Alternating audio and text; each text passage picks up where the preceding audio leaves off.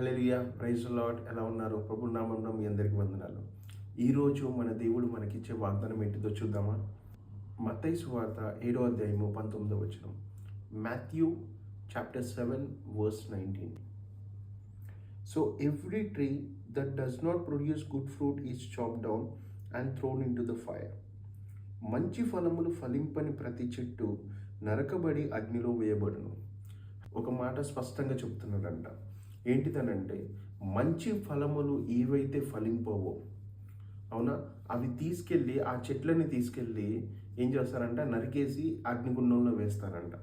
అలానే దేవుని యొక్క చిత్త ప్రకారం ఏంటిదని అంటే, దేవుడు మన జీవితాన్ని ఎప్పుడు ఫలభరితముగానే ఉండాలని, అంటే ఎప్పుడు మనం ఫ్రూట్ఫుల్గానే ఉండాలి, ఎప్పుడు మనం బ్లెస్ అవ్వాలి అని.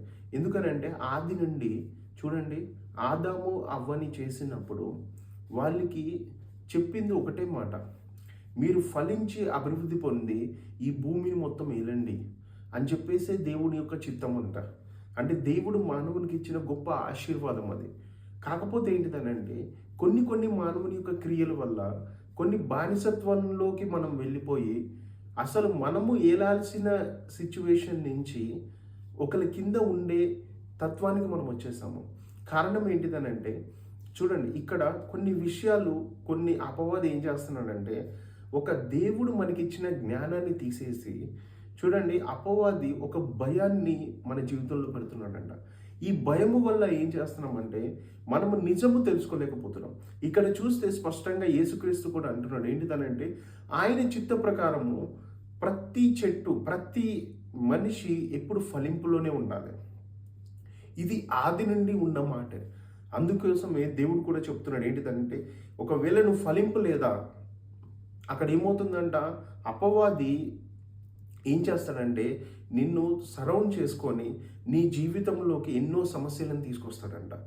కానీ ఇక్కడ యేసుక్రీస్తు యొక్క ఉద్దేశం ఏంటిదనంటే, ఖచ్చితంగా నువ్వు ఫలించబడాలి, నీకు ఆశీర్వాదము రావాలి, నీ కుటుంబము, నీ పిల్లలు, అవునా, అందరూ గొప్ప ఆశీర్వాదములో, ఉజ్జీవముతో, సంతోషముతో ఉండాలన్నదే ఆయన చిత్తము. అంటే ఇవన్నీ ఎక్కడ జరుగుతాయి అంటే, మనం ఎప్పుడైతే విశ్వాసముతో ఆయనకి ప్రార్థన చేస్తామో ఖచ్చితంగా దేవుడు మనని ఆశీర్వాదకరంగా మారుస్తాడంట. ఖచ్చితంగా ఫలింపు గల జీవితాన్ని మనకి ఇస్తాడంట. అందుకోసమే మన జీవితము కూడా ఎలాగైతే చూడండి ఫలింపు లేని చెట్టు వల్లే అగ్నిగుండంలో పడేస్తుందో అలా ఉండకుండా మన జీవితం ఎప్పుడు ఫలింపుతో ఒక మంచి పొజిషన్లోకి, ఒక గొప్ప ఉజ్జీవమైన జీవితంలోకి మనం వెళ్ళాలని ఆయన చిత్త ప్రకారం ఉంది. కాబట్టి మనం అలా విశ్వాసముతో, నమ్మకముతో ముందుకెళ్దాము.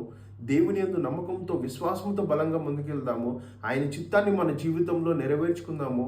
దేవునిలో విశ్వాసంగా నమ్ముదాము, బలంగా ముందుకెళ్దాము, గొప్ప ఆశీర్వాదాన్ని పొందుకుందాము.